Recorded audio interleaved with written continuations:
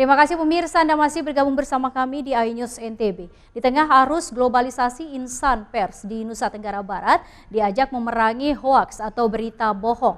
Berita hoaks ini dinilai rentan meningkatkan atau menimbulkan perpecahan antar bangsa. Peran insan pers di tengah arus globalisasi saat ini sangat dibutuhkan untuk memerangi hoaks atau berita bohong.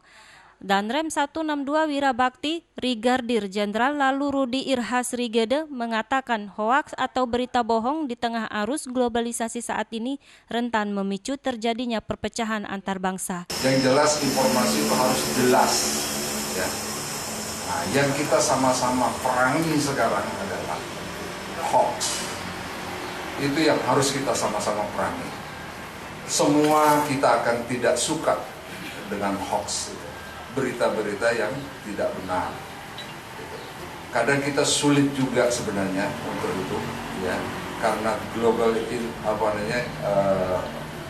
teknologi yang ada ini kita agak susah. Tapi semua harus kita jalankan, semua harus kita perangi, apapun caranya. Pada kesempatan tersebut, Danrem 162 Wirabakti sekaligus berpamitan karena dirinya dalam waktu dekat akan memasuki purna tugas. Sementara itu, perwakilan organisasi wartawan NTB Nasruddin Zain mengapresiasi ide dan gagasan TNI dalam hal ini Korem 162 Wirabakti dalam memerangi hoaks dengan meningkatkan kemitraan dengan insan pers. TNI sebagai benteng terakhir bangsa dalam mempertahankan Negara Kesatuan Republik Indonesia NKRI. Dari Mataram, Hari Kesidi, iNews melaporkan. Beralih ke informasi lain, pemirsa, kekayaan alam di Toraja, Sulawesi Selatan berpotensi membuat daerah ini menjadi taman bumi. Seperti apa bebatuan kars di danau datar tinggi Tanah Toraja ini, simak liputan selengkapnya.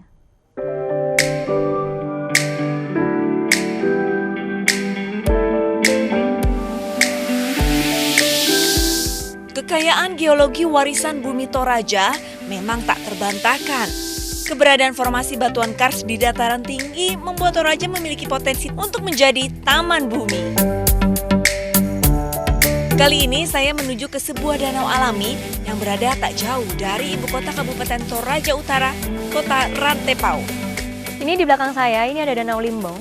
Jadi Danau Limbong ini terbentuk akibat adanya cekungan pada saat kars-kars ini naik ke permukaan dan tertutup oleh air hujan. Memang kalau segi ukuran ini tidak terlalu luas, tapi yang menariknya di sini, Danau Limbong ini dikelilingi oleh kars-kars yang tinggi menjulang ke atas.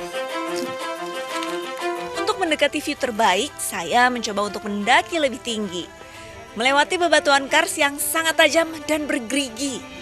Formasi batuan kars ini menjadi bukti bahwa dataran tinggi Toraja ada di bawah laut.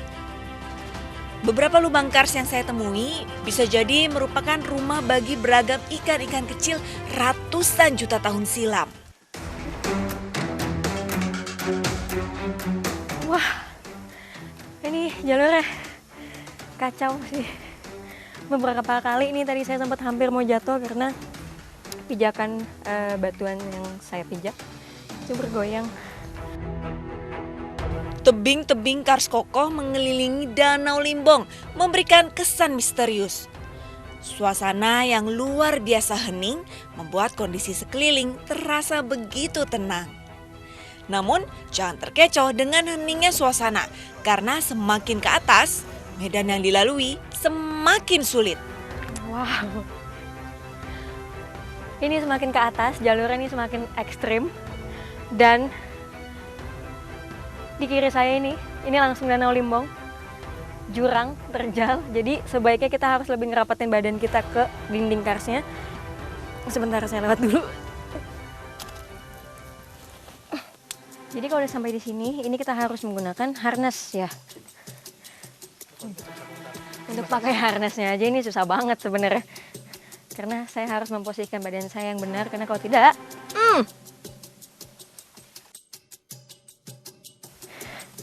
nanti saya udah gemeteran. Peralatan harus terpasang baik karena jika salah pasang, saya bisa tergelincir ke dasar jurang. Sekarang saya mau ke atas dulu, doakan. Terus terang ini kaki saya benar-benar gemeteran banget. Nggak tahu harus mau ngomong apa lagi.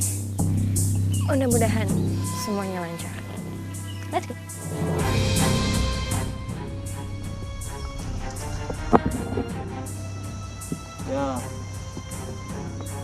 Niat untuk terus mendaki terpaksa saya urungkan. Hari sudah terlalu gelap, terlalu beresiko jika pendakian diteruskan hingga ke puncak Kars Danau Limbong.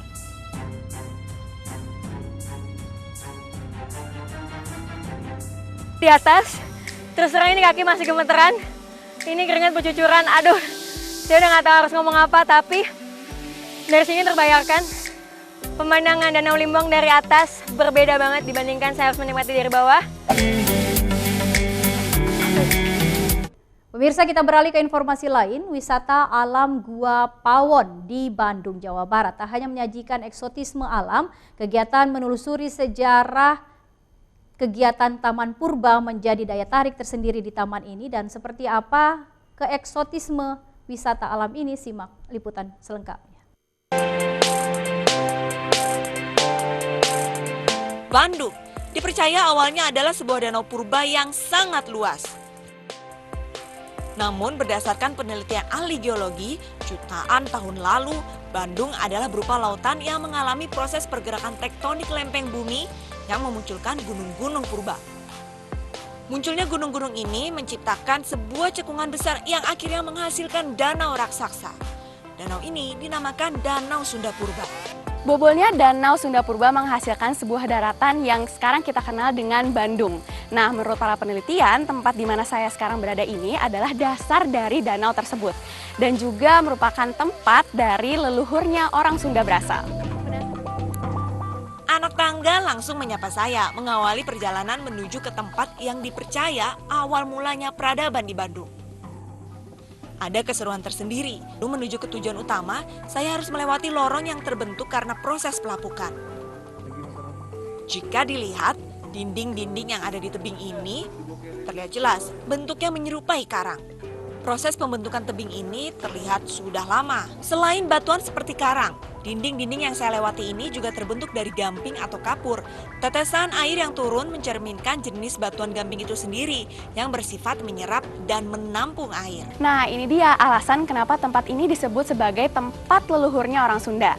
Karena di tempat ini ditemukan kerangka manusia purba yang usianya diduga 10.000 tahun. Lama banget ya. Nah, kelihatan nih dari sini. Kerangkanya ada kepalanya. Diduga sih yang di sebelahnya tuh kerangka bayi gitu. Ini dia Goa Pawon, goa yang masih dalam proses penelitian para arkeolog. Sejak tahun 2000, para peneliti menemukan sedikitnya 7 kerangka manusia purba di dalam goa. Kerangka yang ditemukan diperkirakan usianya sudah ribuan tahun. Bahkan ada pula yang diperkirakan dari masa Mesolitik atau usianya bisa mencapai puluhan ribu tahun. Dari segi cerita masyarakat setempat, warga percaya Gua Pawon ini berhubungan erat dengan cerita legenda Sang Kuryang. Pasalnya, warga percaya salah satu lorong yang ada di dalam goa adalah dapur dari Dayang Sumbi, ibunda dari Sang Kuryang. Selain kerangka manusia purba, terdapat pula penghuni lain yang mendiami goa ini, yaitu Macaca fascicularis atau kera ekor panjang. Goa Pawon adalah salah satu fenomena geologi yang dimiliki Bandung, sebagai bukti bahwa dulunya Bandung adalah dasar laut yang terangkat ke permukaan. Pemirsa, informasi tadi sekaligus menutup perjumpaan kita di iNews NTB edisi hari ini. Saya Rida Patirowi mewakili kru yang bertugas. Pamit undur diri, terima kasih atas kebersamaan Anda. Wassalamualaikum warahmatullahi wabarakatuh. Tetap jaga kesehatan, patuhi protokol COVID-19. Sampai jumpa.